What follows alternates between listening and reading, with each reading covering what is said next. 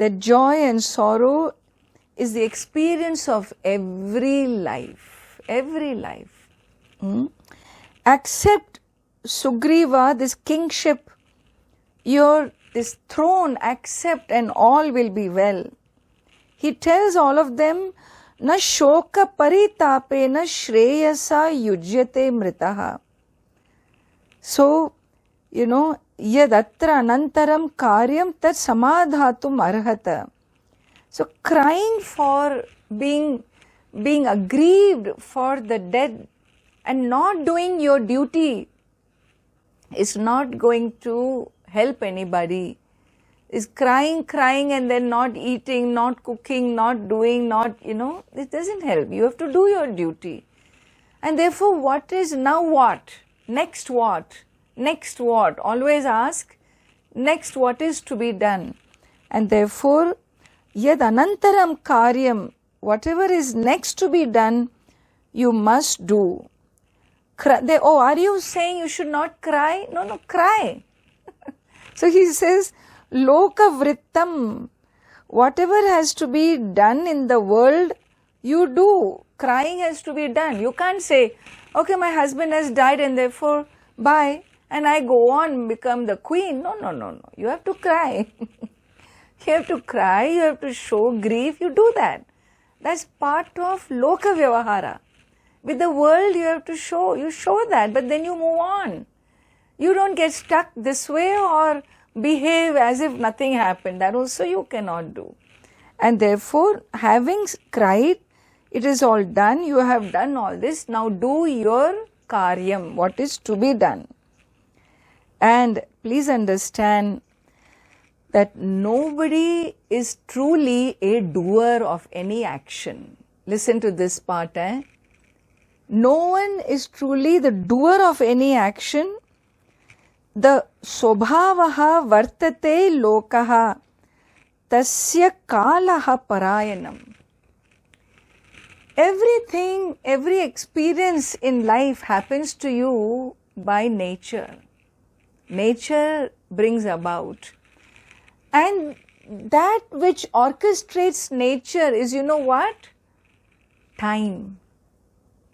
Time orchestrates nature. So, kalaha tasya kalaha parayanam. Time, the spirit of time, the time spirit is the substratum of nature. Look at that.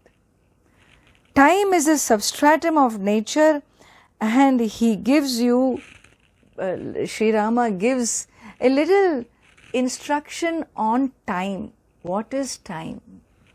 He says, na kalaha kalam atyeti, na kalaha parihiyate, swabhavam cha samasadya na kaschid ativartate.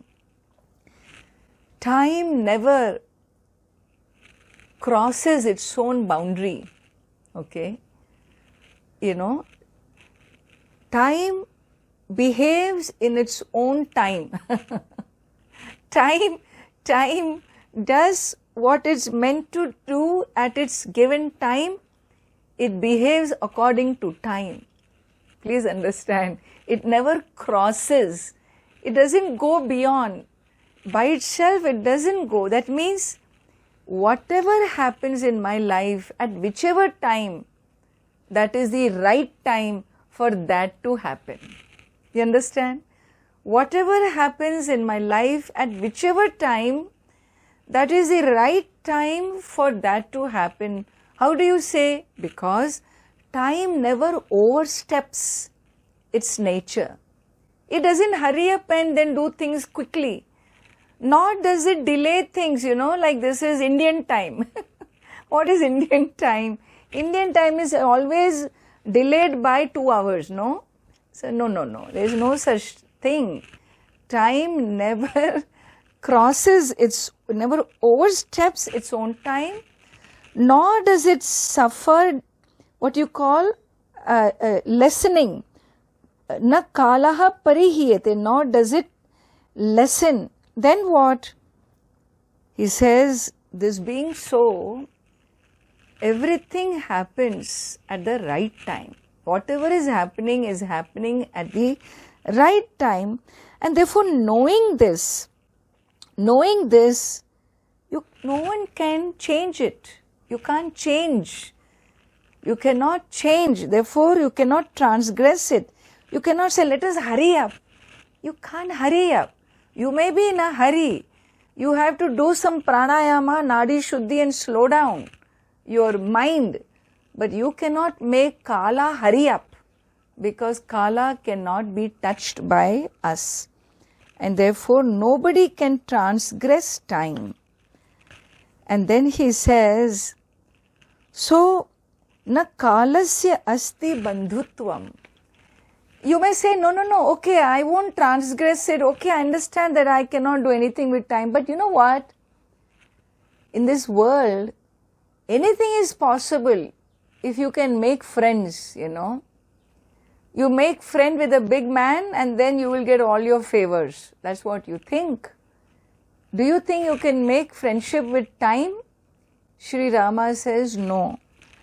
Kalasya nasti bandhutvam. Time does not lend itself to becoming our friend. Time is impersonal, in other words. So friendship, no one can use friendship to bring time under control. Through friendship, I will regulate time. It says, sorry sir, I am not available for your friendship. Then what? So you cannot use your power against time either. Na parakramaha. And it is like saying, I'll make friendship with Bhagavan, with the Lord, and bring him under my control. It's not possible. Time is very objective and it operates exactly in whichever manner it's meant to operate. So if you are not ready for it, it's your problem, it's not time's problem. If time has come to go and I'm not ready, whose problem is there?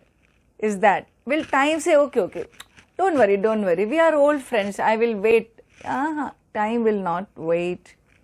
Whatever is happening at the right time, given the circumstances, the consequences of life. The sooner we accept, whatever be our reality, it is better for us, because you cannot blame time. Blaming time is blaming God.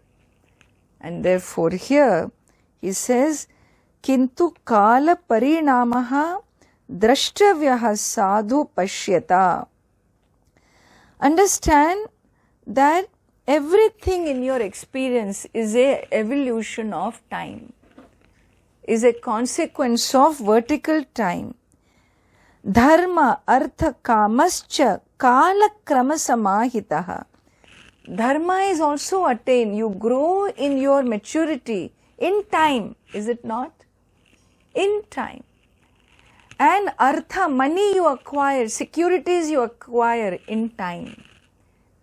Nothing comes immediately. And dharma, artha, kama, you fulfill your desires. All my desire I want to fulfill today.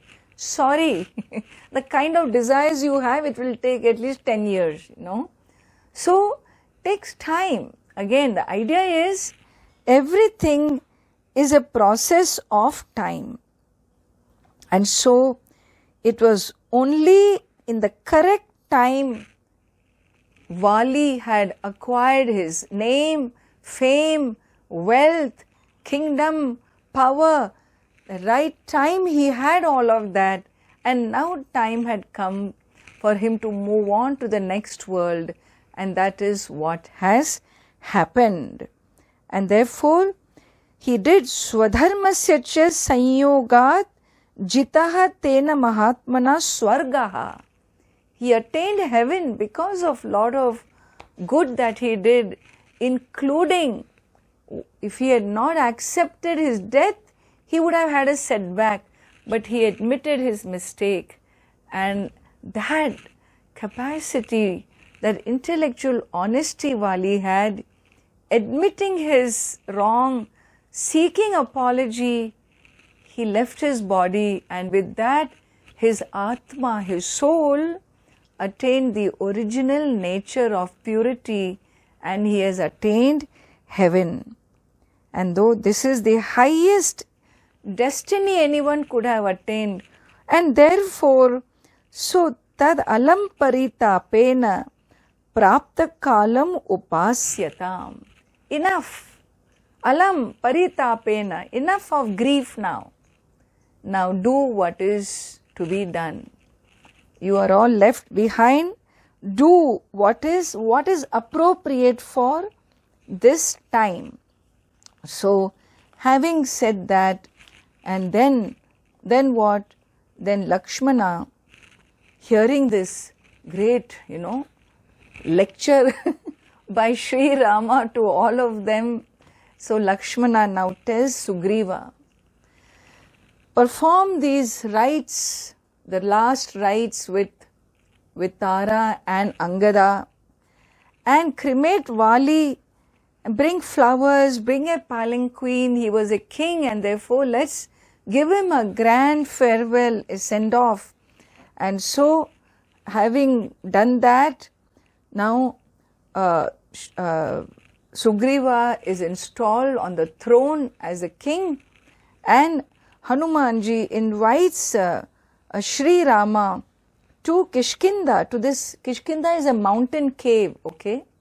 And inside this huge cave is a big city of Kishkinda. And so Hanumanji says, come, Sri Rama, come for the coronation, for this great ceremony that's going to take place, please come. And Sri Rama refuses. He says, no. He tells Sugriva to make Angada the prince. He should become the prince, but he says, I will not enter any city until my pledge is completed. And therefore I will stay away in the forest in another cave. Rainy season has begun, and this 4 months is Shravana Masam. Rainy season has come. We cannot search for Sita Devi now. 4 months I will wait in the Prasravana cave mountain, and in October, when the Kartika Masam starts, then after the rains, we will begin the search for Sita Devi. So, saying that, he remains in that Prasravana cave mountain, and now the rainy season, the cold, the damp weather, he remains there, Sri Rama's 4 months and Lakshmana's 4 months doing nothing, worrying about Sita. It was a very, very difficult 4 months of their life.